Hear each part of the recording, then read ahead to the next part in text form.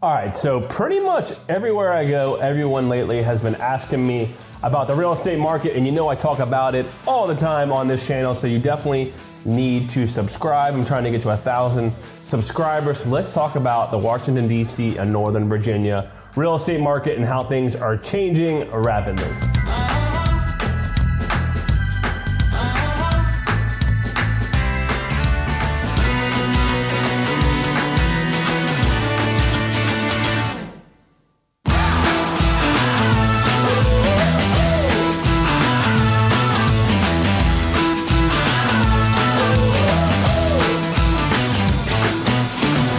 I decided to pull all the data for the month of June and go back from last year and see exactly what has changed, because we know the interest rates have gone up, the stuff from the pandemic, money flowing in and all that has definitely changed, and the market is definitely changing, and I think you're gonna be surprised on how. So let's talk about our area and specifically, and in my newsletter as well, I drop out a lot of this information in my blog post, which you can subscribe to that below, but new listings have really been down in the month of June, which really surprised me. So that means the amount of houses coming on the market, and that my explanation for that is if you're somebody that's locked into a 2.5% interest rate in a townhouse, you're probably not going to want to sell that and move up to a single family for $500,000 to $600,000 at a 6% interest rate. So I think that's part of the main reason that some of these stats are down. So let's talk about each one. So like Fauquier County, for example, is down 26% for new listings coming on the market. And we go in the rest of the area,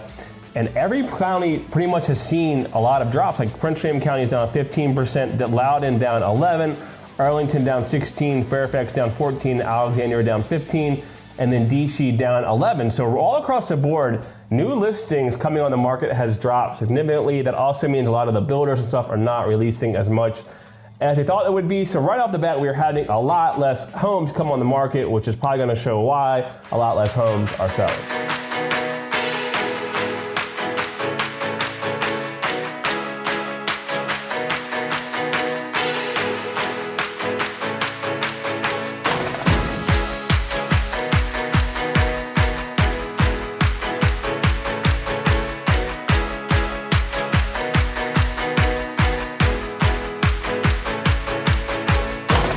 So here's where things get a little dicey, which really surprised me. So let's talk about like the changes of like what pending sales are down year over year. So activity has definitely come down. I am, as I've said in previous videos, seeing some price reductions as well. And I think some of these sellers that waited a little too long to get top dollar have definitely missed their mark. One thing I'm seeing for sure, our buyers not gonna ask for inspections, or not waiving appraisals, anything like that. So you are seeing some more deals start to fall out. So pending sale, this is how much they're down for each county in our marketplace. So Prince William County's sales and closed sales were down 34% and 27%. So that's almost like we're seeing a quarter less sales than we were last year.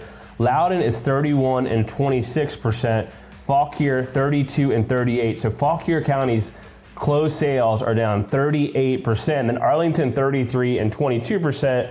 Fairfax 32% and 28%, and then Alexandria 19%, and then shockingly their closed sales were only down 2%.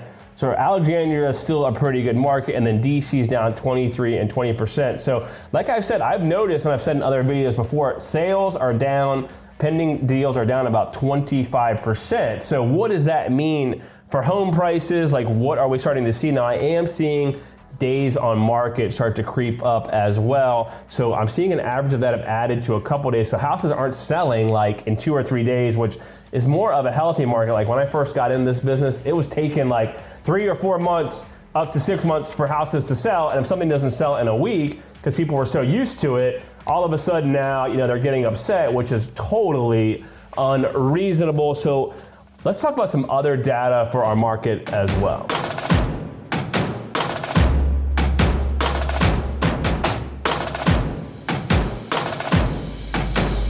All right, so basically, like, what does all this tell us? So we do know May nationwide, 15% of all contracts fell through, which is the highest since the start of the pandemic. So why does that not really surprise me? Well, most people are backing out, whether because of home inspections, which they didn't have before, maybe they didn't get their rates locked, things like that. So we're starting to see a lot of things like that happen. And then a lot of people move, like the great, what do they call it? Like the great, Bobby, what is that?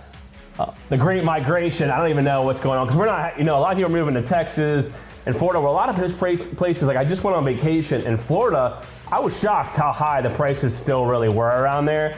And then compare the wages here in Northern Virginia. Let's say the average person makes 70, I'm just making this up. In Florida, it's 40, but then the houses are only like 100 grand cheaper. So obviously they're gonna see a lot less people move there, right? So, but 15% of people have backed out of contracts.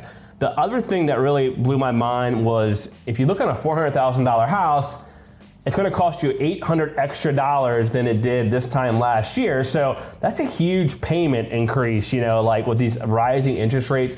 And the feds are not backing down anytime soon, it doesn't seem like. So what can you do? If you're thinking about selling, I definitely think hit me up, hit your boy up. You'll obviously get all the top marketing and all that I do, but you know what? If you're thinking about selling and you want to sell, it's a good time to sell for sure. Houses are still selling, but they got to be like in the right condition, have the right marketing and all that as well. And if you're thinking about buying, don't buy unless you're going to live there for 3 to 6 years at least. There's no way. I was just on a call the other day, and the lady said, number of mortgages that actually last 30 years, or people that stay in their house for 30 years, less than 1%. So most people move on average every 6 to 8 years. So if you're only gonna stay in a house for 2 years, I think you're gonna make a bunch of equity and flip it. Definitely don't do that. Wait unless you're only looking to stay in the area for 4 to 6 years. So definitely that's my advice. Hit me up, email me, shoot me a text if you're thinking about buying or selling anywhere in the country. I can help you, especially here in the Virginia area. Let me know what else you guys want me to see me talk about. So as always, subscribe. I gotta get to 1,000 subscribers. This is insane. I'm dropping all this knowledge here. We're gonna have 1,000 subscribers. Bobby's just shaking his head. I've never seen him so disappointed in my life. But I'm not. I love you guys. As always, I'll see you at the top, or from the top of Northern Virginia. Bye.